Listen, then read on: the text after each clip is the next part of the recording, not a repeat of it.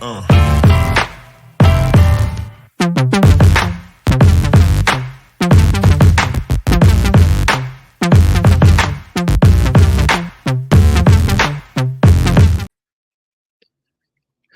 everybody.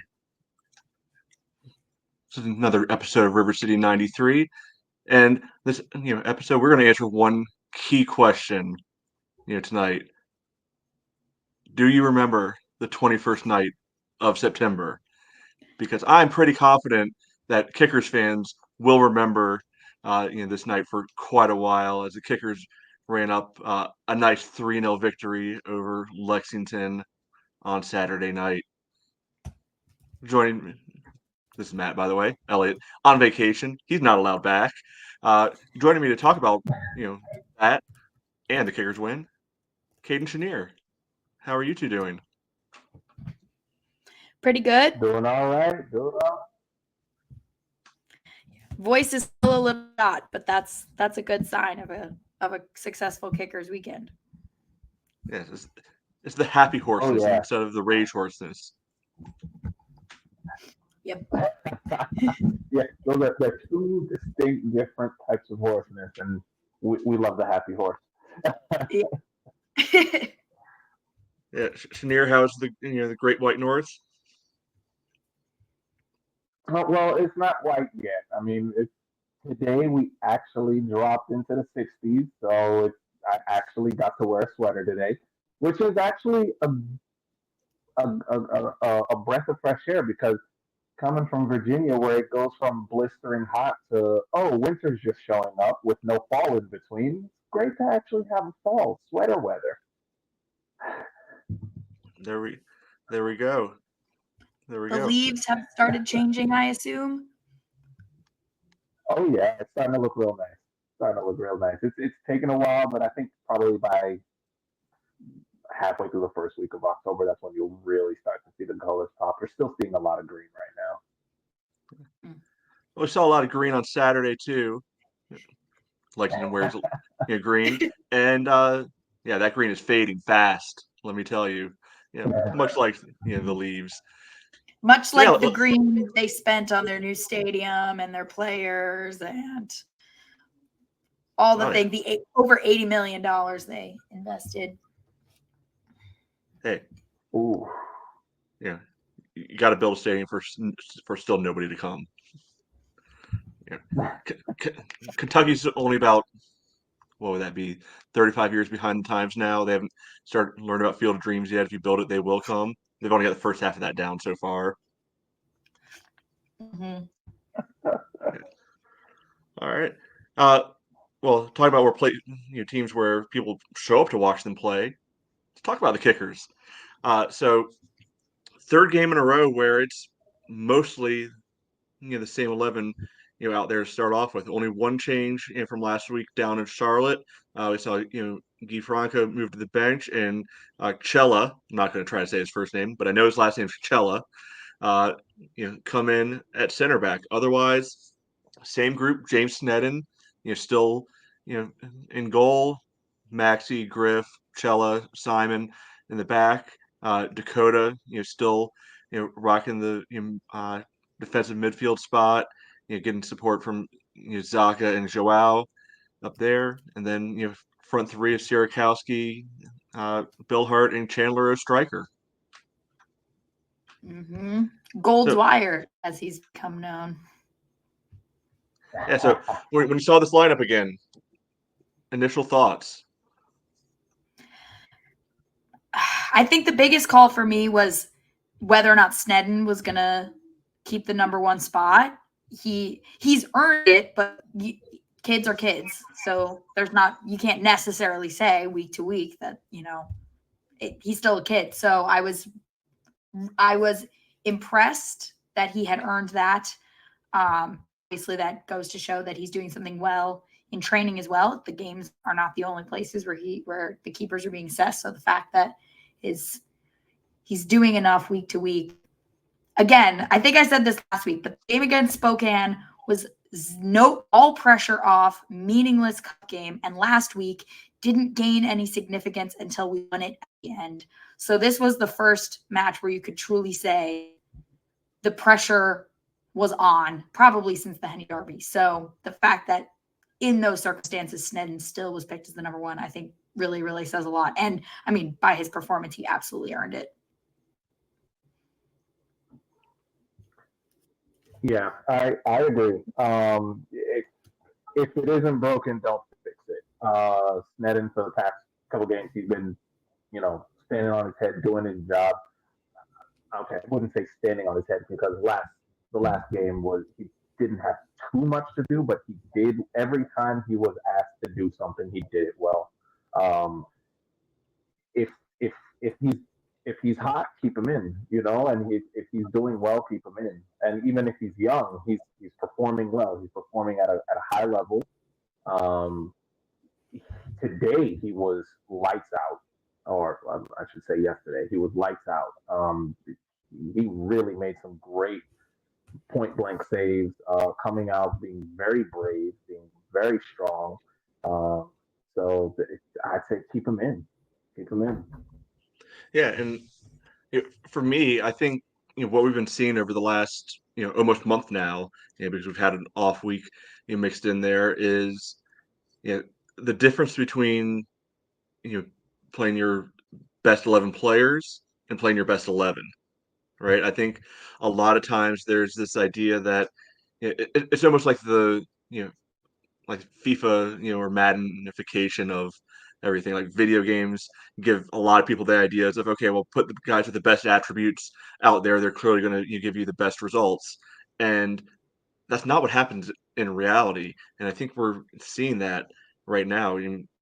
How many different lineups have we tried going through this year? I know that's been one of Kate's pet peeves throughout the year, is kind of the mixing and matching, as we're trying to find something that works.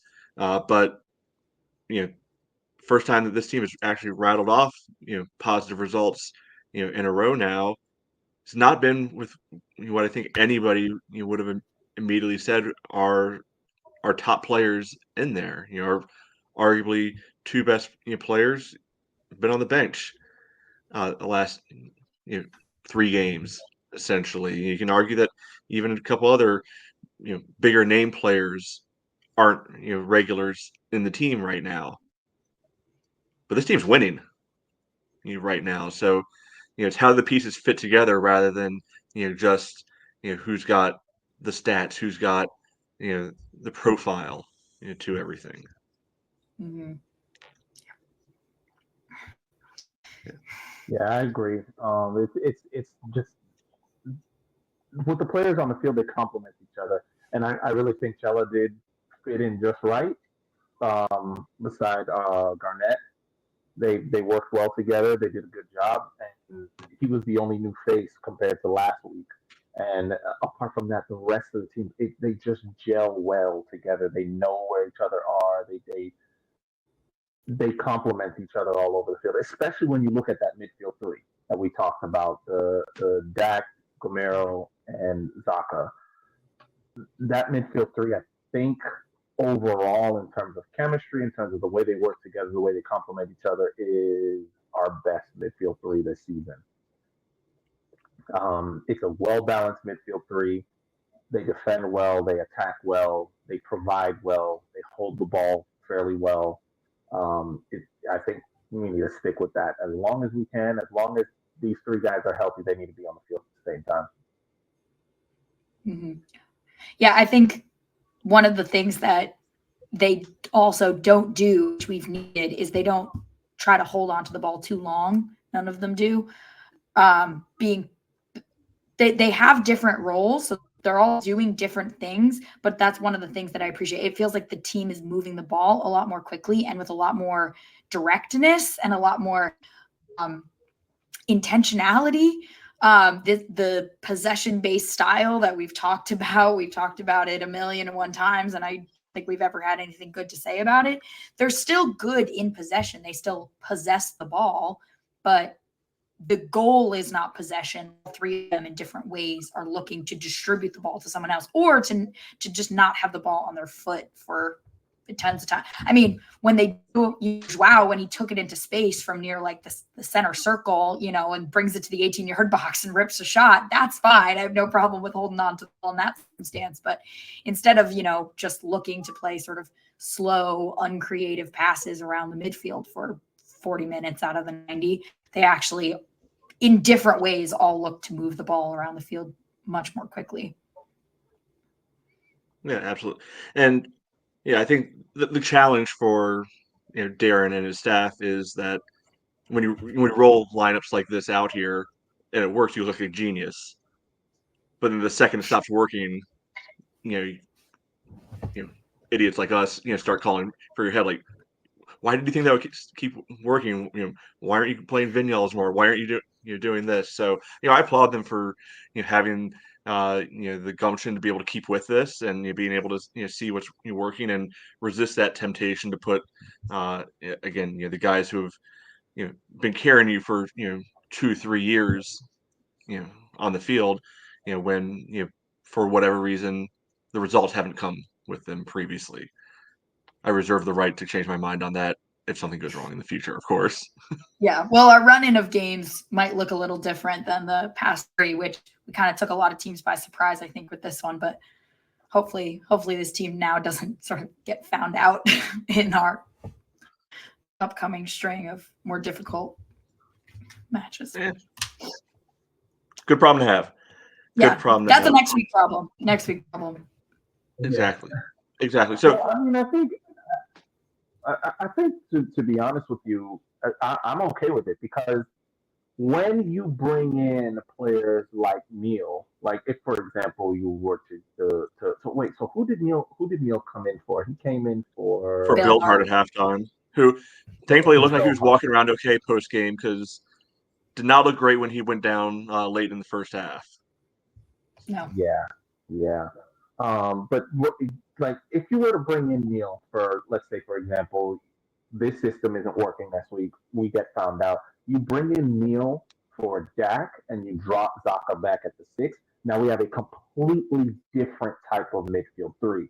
Now the other team has to adjust to that by just changing one player because Zaka, Gomero, and Neil have worked in a midfield 3 before. It looks completely different than this midfield 3, but it's a different type of midfield 3, and a team would have to adjust with just the change of one player and the shifting of Zaka to the pivot. Yeah. So we've talked about a few different guys on the field so far.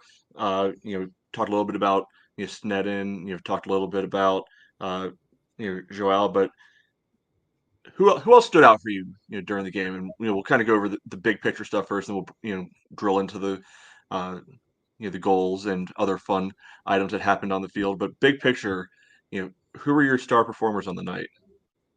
Well, one thing that stood out to me is this is now the 3rd center back partnership that Griffin's participated in the past 6 weeks, and at the beginning of the season, we had a lot of great things to say about him, but we also said, he's playing with Dakota, he's got all this experience next to him and he's learning and he sort of has this player he's playing with week in, week out. And that's got to be really great for his development. Now here we are at the tail end of the season and he seems to have a new center back partner every week and his level hasn't dropped. He's as dependable as ever. The clean sheets have started coming, which they were not at the end of the season. So I've just been impressed that, we talked, he's a kid, he's still growing, he's still learning. But the fact that now halfway at the tail end of the season, he obviously has a very, very high ceiling. He's going to continue to grow. But the fact that he's not been found out in any way by playing with a different center back partner week after week, his level stays exactly the same. His mentality is still very strong. I think I've been very, very impressed at that, at his ability to perform sort of regardless of who's next to him, because we kind of talked about that experience being such not a crutch, but that's going to be really helpful for a kid like that. And now he doesn't seem to need it anymore. Anyone next to him and he'll play this exactly the same. Yeah.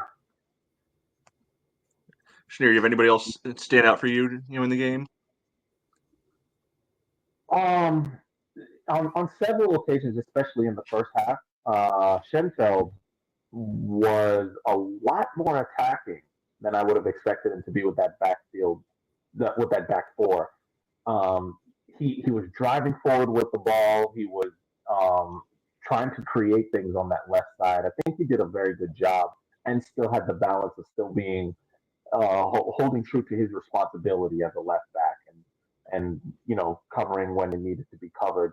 There were some times where he was caught out of position if he lost the ball quickly and Lexington had a quick counter. But I think in this situation, I think it was something that was prepared for because Chella was always ready to hop into that position when Schenfeld was caught out of position. And then, of course, it's a very simple solution of dropping back into that second center back position while Chella has to go out wide. And it just worked very well to cover for Schenfeld to be able to drive forward and support Sierakowski on that side. So he did a very good job. I was really, really impressed with his performance as well. And of course, there's also Gumiero. Yes, he scored a goal, but outside of that, he made a nuisance of himself. Moving around constantly, he was almost unmarkable throughout the first half. Um, of course, like we said, the midfield three didn't hold on to the ball too much, but when he did get the ball, it was always something positive. It was always something dangerous that he was doing with it. I mean, dangerous for the other team. So apart from his goal, he had a very, very good game. Yeah, absolutely. He also has this love of doing a few juggles on the field at least once a game, and Yeah, hey, go and one tour on them if you can. Yeah, but yeah, I think all those are I mean, everybody played well. Nobody had a bad game. I think only other guy I especially wanted to shout out that might not come up in some of our upcoming conversations is Simon. I think he did a really good job shutting down Lexington's left wing throughout the game. Uh, even the yellow card that he took around the 30th minute, like that was a good. You let him know you're there, type of yellow. Like he sent the guy flying into the bench with a solid hip check. Uh, right there, like he got his money's worth on that one, and I think there's value in that. Sometimes of kind of establishing like, no, you're not screwing around, on the field out here against us today. You want to try to play like that. We're gonna sit you down, figuratively and literally, right here, and yeah, worked out well. He semi features in Joao's goal as well. Providing the space, although nobody really marked either one of them. So, but he's right there in the picture, on that shot. So good on him. For Emotional. all exactly, exactly. So yeah, I just but want to make sure actually he got a little bit of about that, shine too. I mean, about that goal, Fitch's run is very important because I've seen a lot of situations in which you have Joao dribbling forward with the ball. Fitch made a good run, but a lot of players would just go sprinting to draw that defender away. And a lot of times center backs won't bite because they know once they step up, you sprint off sides, then you're not a problem anymore. Fitch Yeah, kind of stayed somewhat close, but not too close to the mirror, which forced that center back, I think it was Uche, forced Uche to have to be like, do I stay with him? Do I go with Fish? Do I stay with him? Do I go with Fish?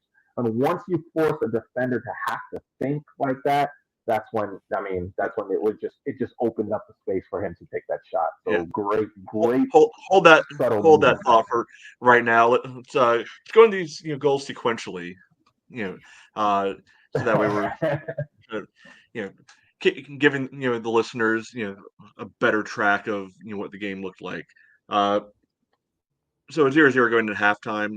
Joao hit the crossbar in the first half. I think that's really probably the only real notable thing that happened. Like James had a decent save or two. Adrian did go off hurt right at halftime. Again, it looks he was at least walking after the game. It's hard to say what with appearances what anything could be, but he seemed in decent spirits. So at least we have that to go off of.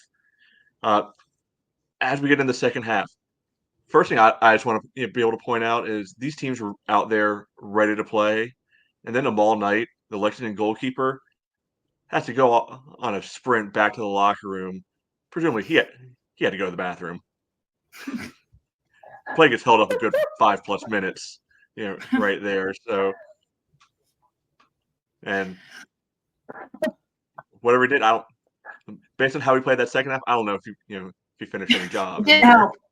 It didn't help. It did. But I mean, it was an awkward wait because like everybody was out on the field and it was like, "What's going on, y'all?" Like, so, Oh my god! way to go, buddy! Classic U12 move there. I did all wrong. All right. Well, All right. So getting in the second half, if there's one thing you've hammered home on this podcast over the last couple years, is that the Richmond Kickers are exceptional at corner kicks.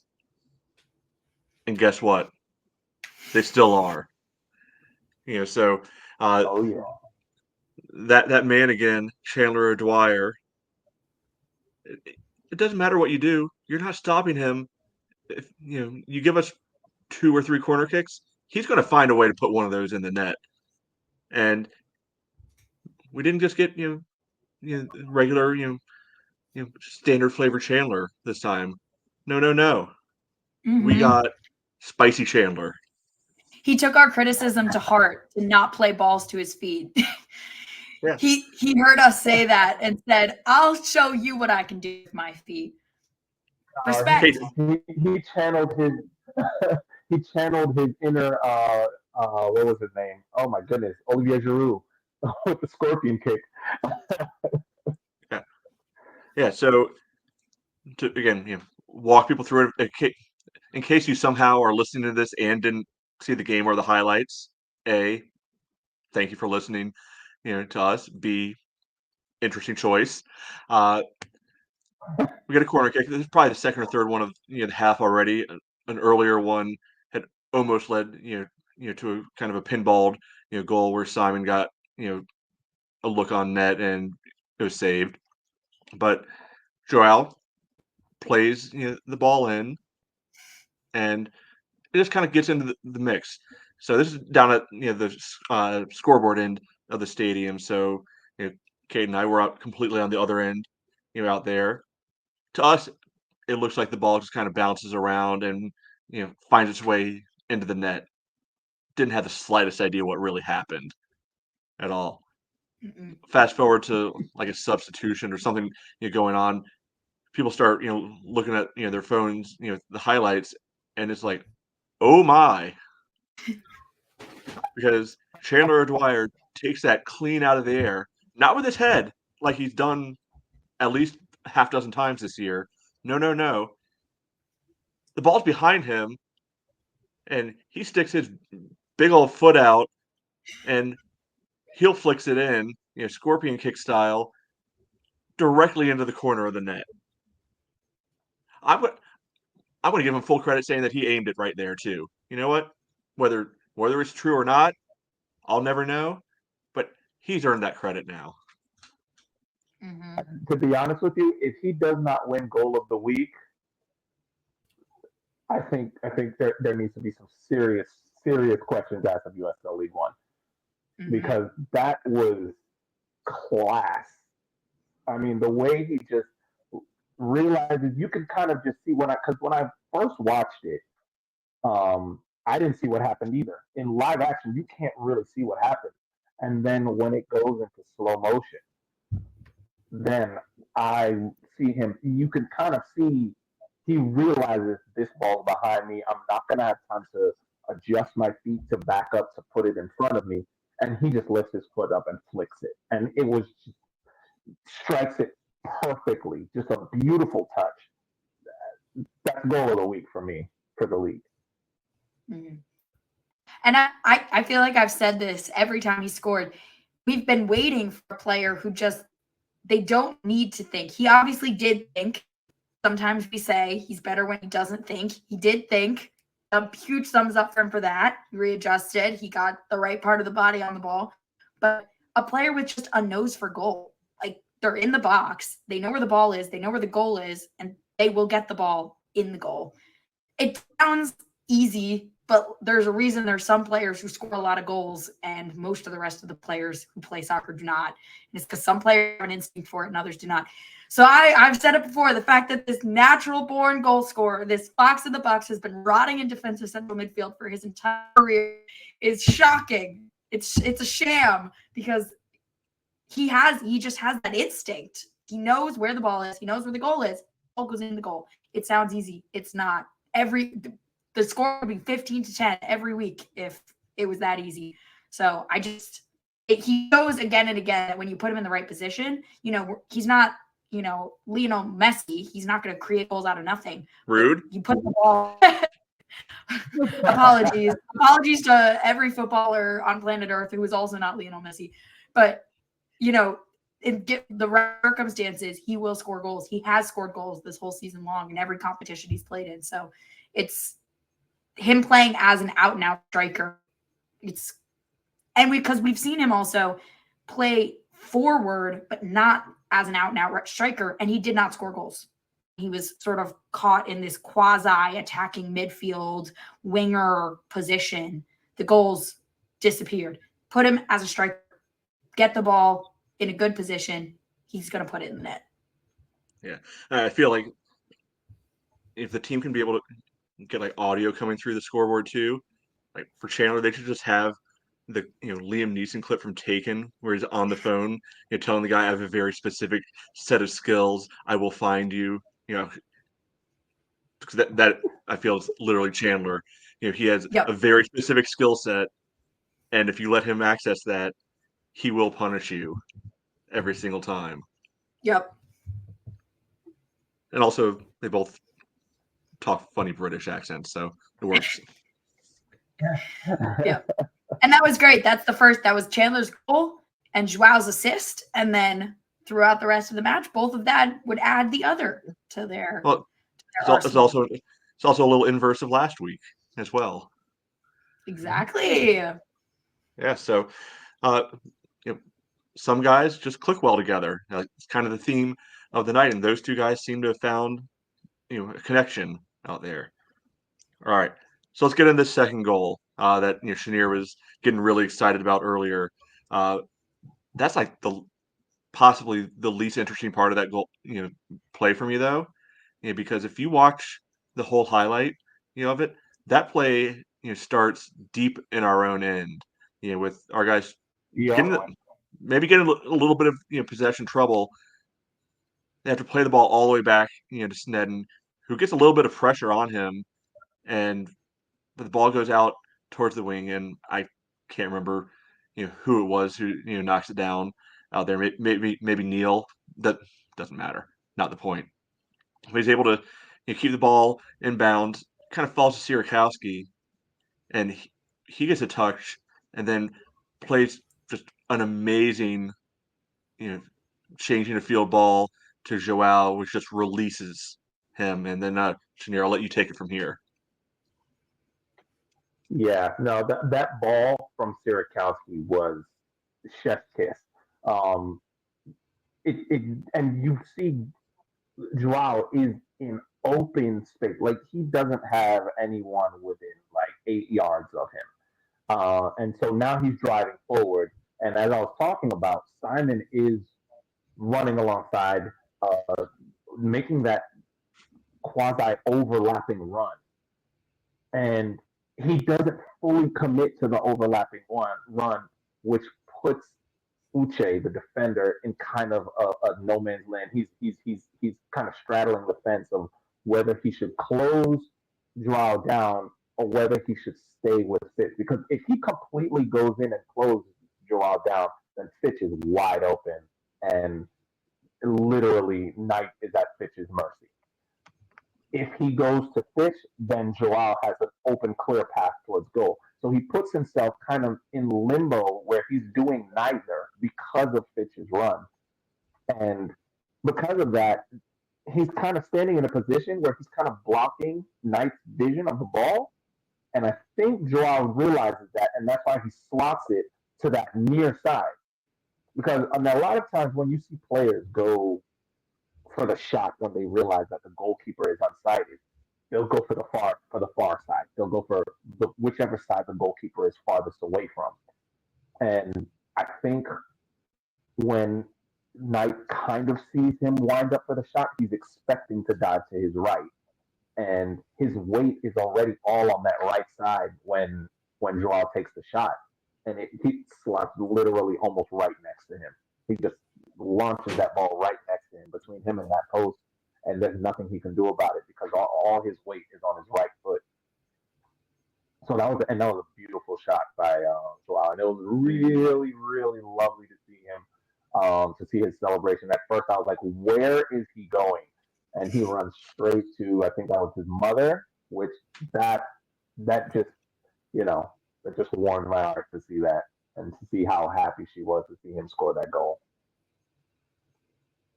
Mm-hmm. It was great also for how terrifyingly weak his shot was last week, to see him rocket it past the goalkeeper this week. Still a little bit of an unusual position, still an unusual placement, but with power, with conviction this time. Left no doubt that it was going to be a keeper and not be cleared off the line. It was the best kind of placement in. Yeah. Yeah. Shout out to Lexington for just abandoning the entire right side of the field there. Much appreciated. Mm-hmm. And because I feel like Schneer's underselling how little of a choice that defender made. Guy's just standing there in the box. It's like, I could go to one, I could go to the other. Nah, I'm good right here. Keeper did the same thing. Could have gone to one, could have gone to the other. He just chose to stand there instead. He couldn't go to either, and the reason why he couldn't is because he had no support over there. So he's like, "What do I do? What do I do? There's no one over here. There's two guys, and then I think even Chandler was kind of in the picture of sorts. So it's like there's three guys here. What do I do? How am I supposed to defend against three guys? One of them has the ball. The other two are in very good positions that could very dangerous positions. He was caught in no man's land, and he just froze. Hope miracle. Miracle didn't come. But yeah, it puts the team up 2-0 at that point, and feeling good, but because we've seen the last couple of years, cautiously good. Yeah. At this point. Yes. Right.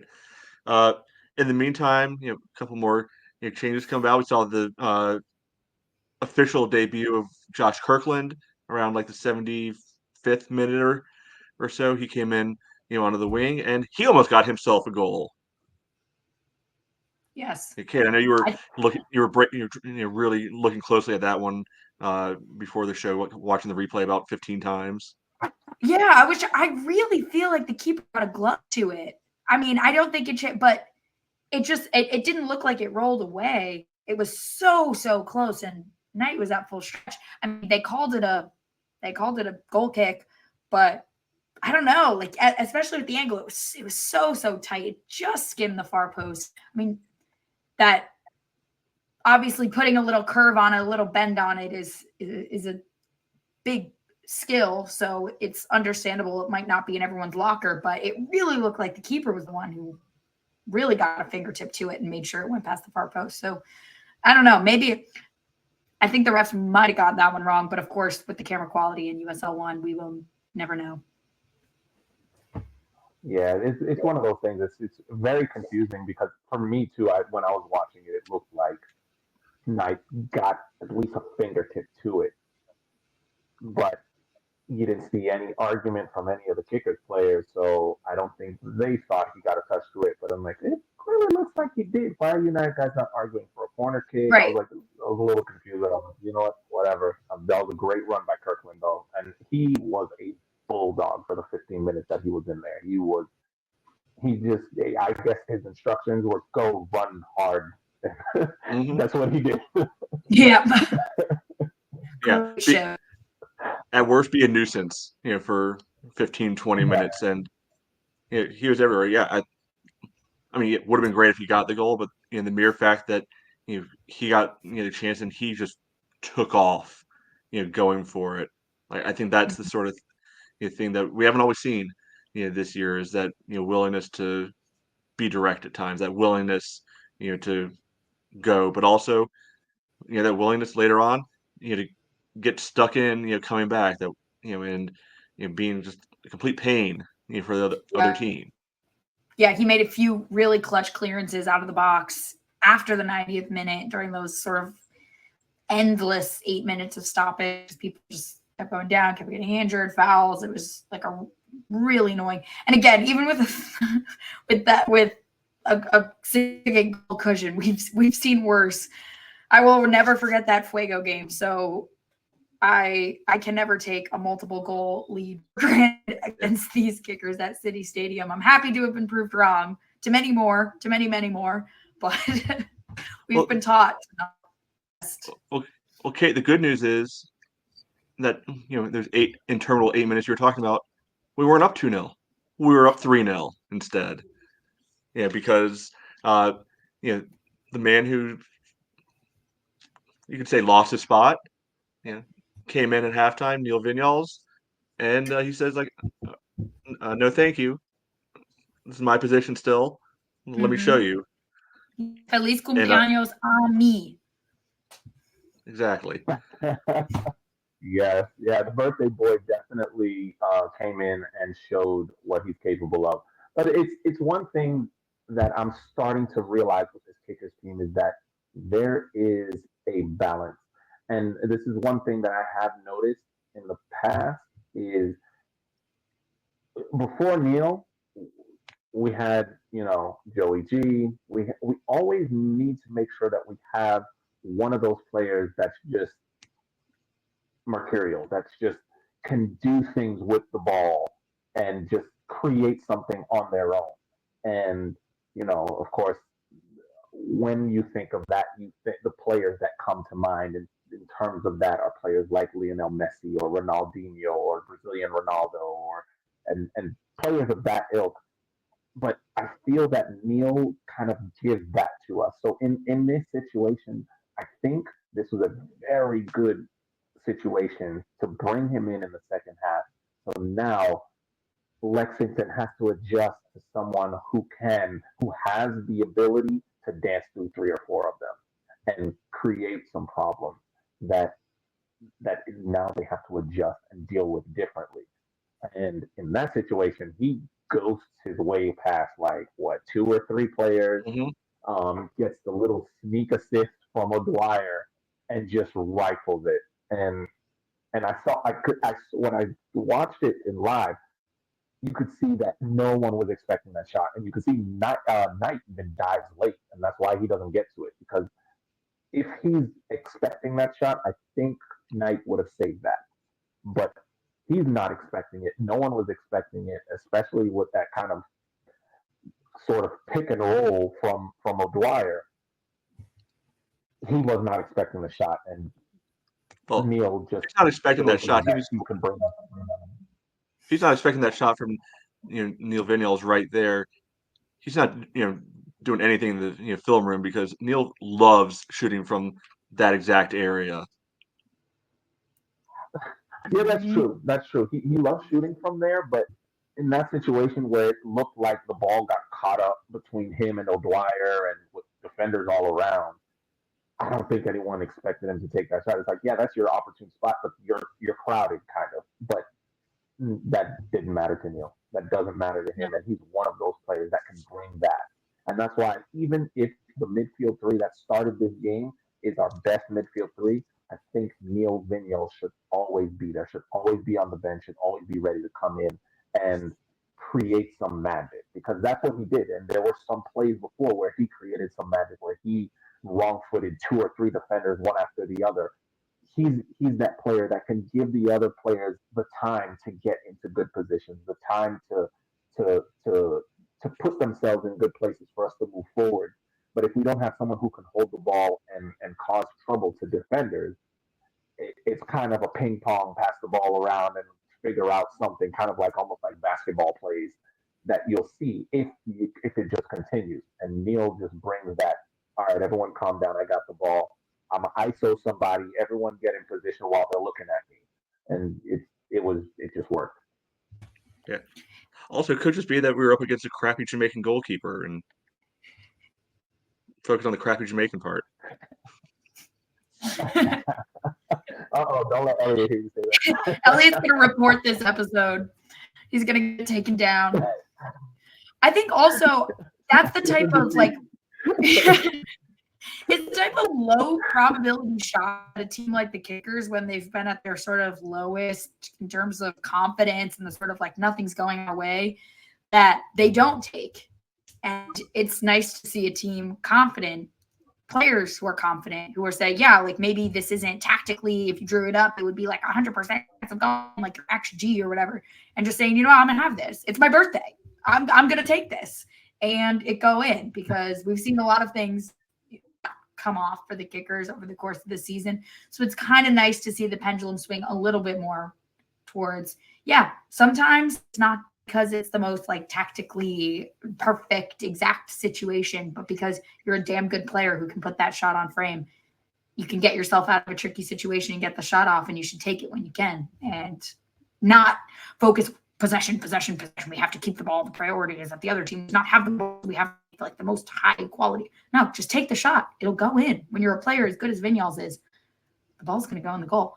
So I appreciate sort of like mentality that makes a moment like that happen, in addition to like the technical skill that he obviously possesses in spades, because we haven't seen it all season. The technical skill and the mentality sort of coming together to create goals like that. Yep. So that pretty much finishes things off. Sneddon, I think 2 big saves, in stoppage time. One of them maybe a little his own creation, but he cleaned that up, pretty well. But yeah, I mean, there's one thing I say about this guy in goal is he's not afraid to put his body on the line. Like, he's not the biggest keeper, but on crosses he'll go flying, forward and get a punch on it. He'll put his body right in front of a shot. Like, he's not old enough. He's not old enough, to know better. Almost that kind of an idea. Yeah, he's got that. He's still at that. Yes, he's still at that invincible age.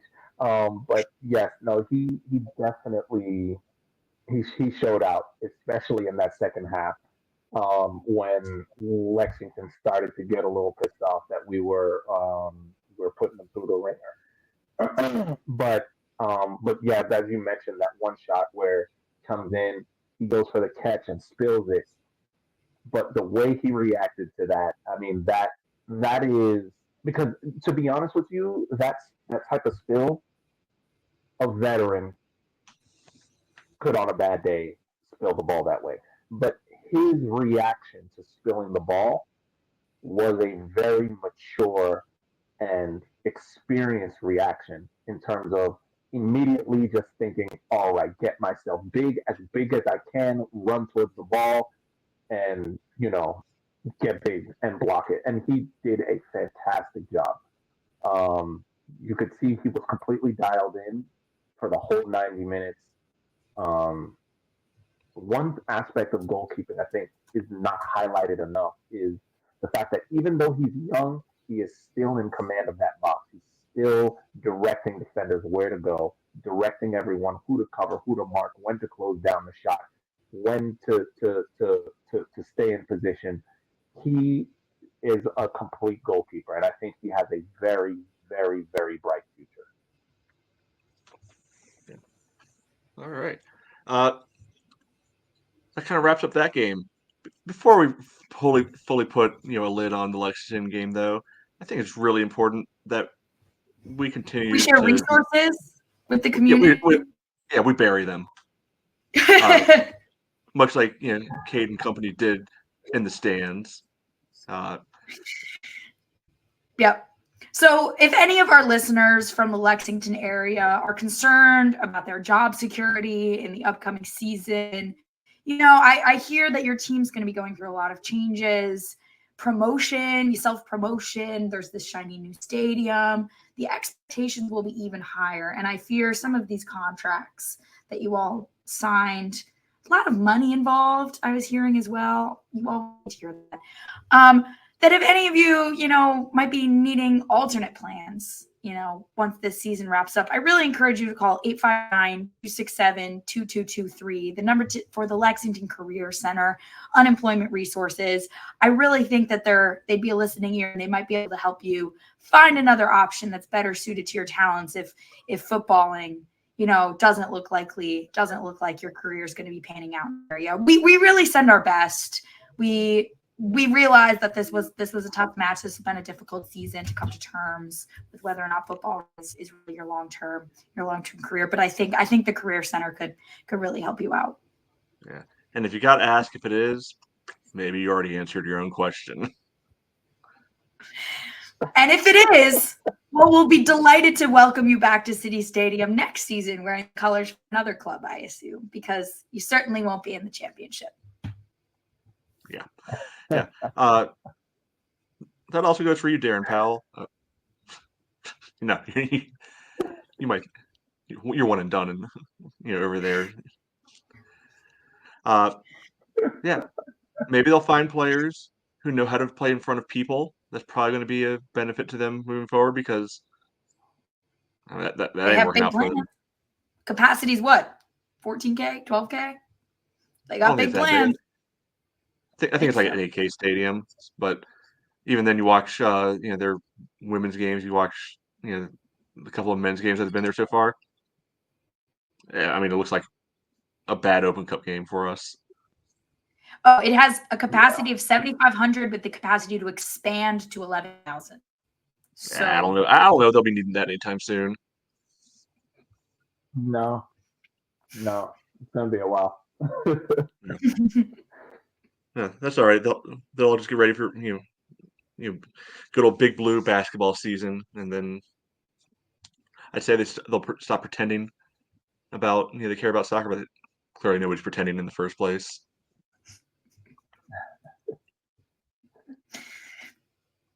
Eeps. Yeah. And any other just gratuitous piling on you want to do of anything related to Lexington in any way? I mean, it was really funny to hear how much that I saw the I think there was what was it? I think it was some kind of newscasting in Lexington that was talking about how some of the fans were basically trash talking the Kickers and saying that they were going to win, that Lexington all the way, we're going to win this game. If you look on Yeah. on So they beat in Fuego terms of midweek 7-0. We're not Fuego. They thought they were all right just because they beat the team that's holding up the table 7-0. I mean, that's not really much to go by. And for one thing, our manager shows up to work. Yeah. True. Yeah, that's for starters. Okay. All right. Well, if you're listening to this and you have other, good Lexington, trash talk smack you want to be able to share that we didn't hit, let us know. Hit us up on Twitter, whatever platform you prefer. Can't get enough. Unfortunately, can't get enough of the Kickers either, but we got to wait a week. So the team is off this week.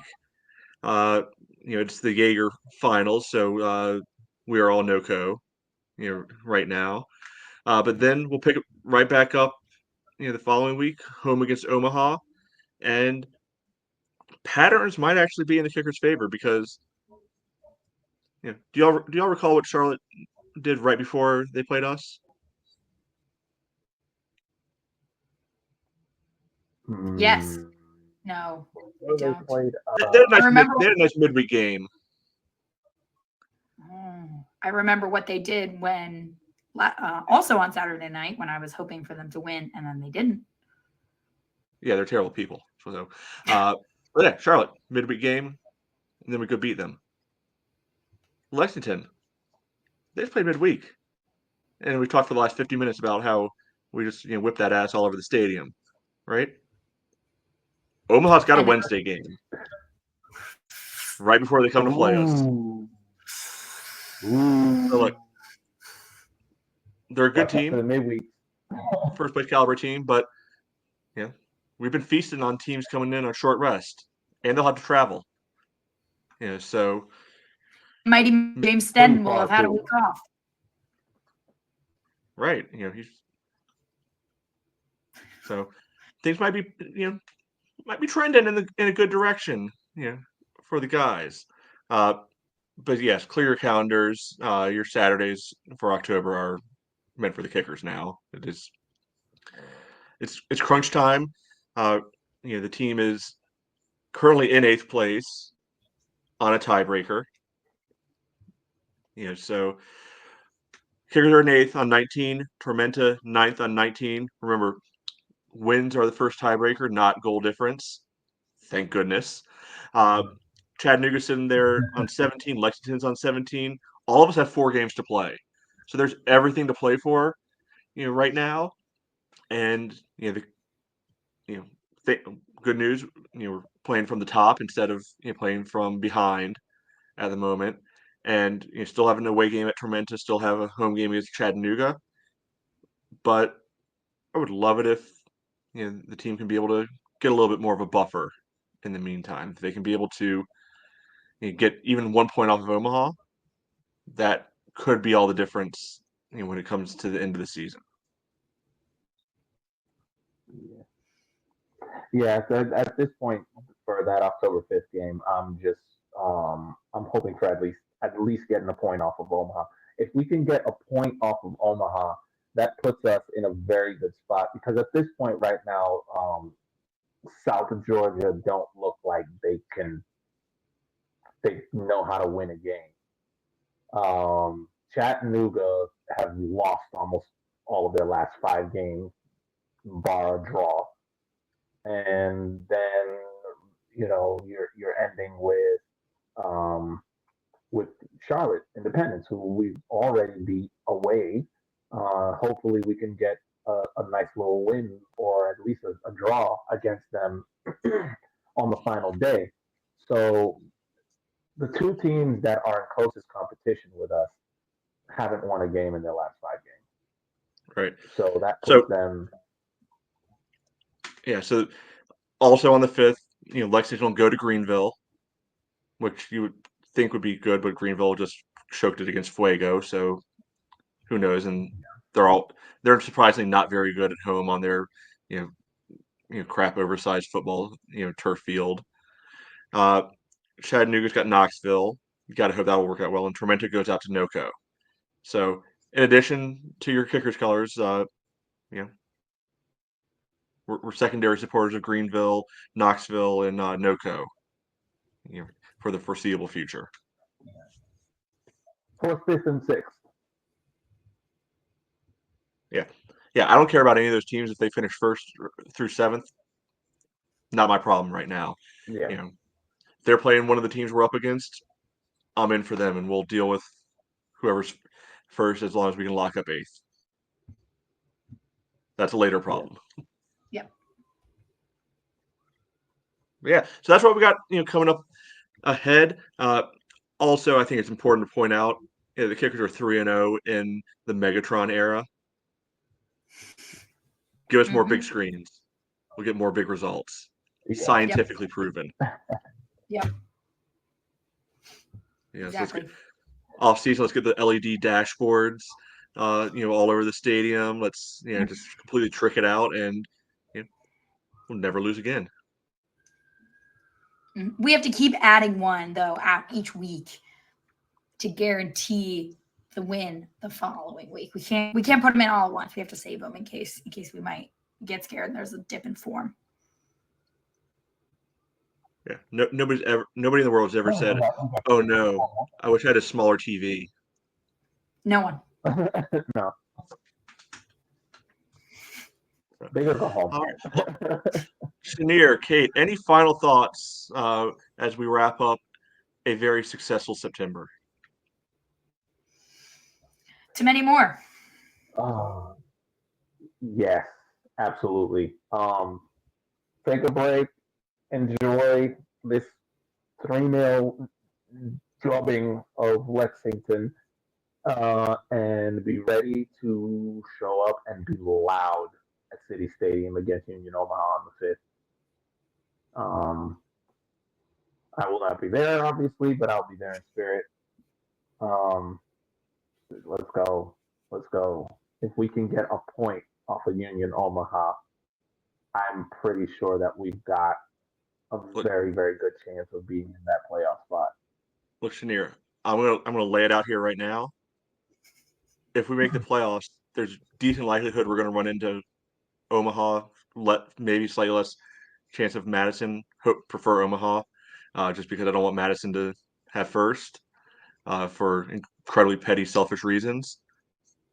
You ain't that far. Absolutely. Yeah, no. If they make the playoffs and unfortunately Forward Madison end up in first, and it's a game in Madison, I will make the trip. I'm saying Omaha, not that far either. Yeah. No, Omaha, a little stretch, but I think Madison is a lot closer. Look, have your kids ever been able to go to a bridge where when you walk across the bridge you go into a different state? Omaha can give that to you. They could get to see Nebraska and Iowa all at once. I mean, what kind of father would you be to turn that down?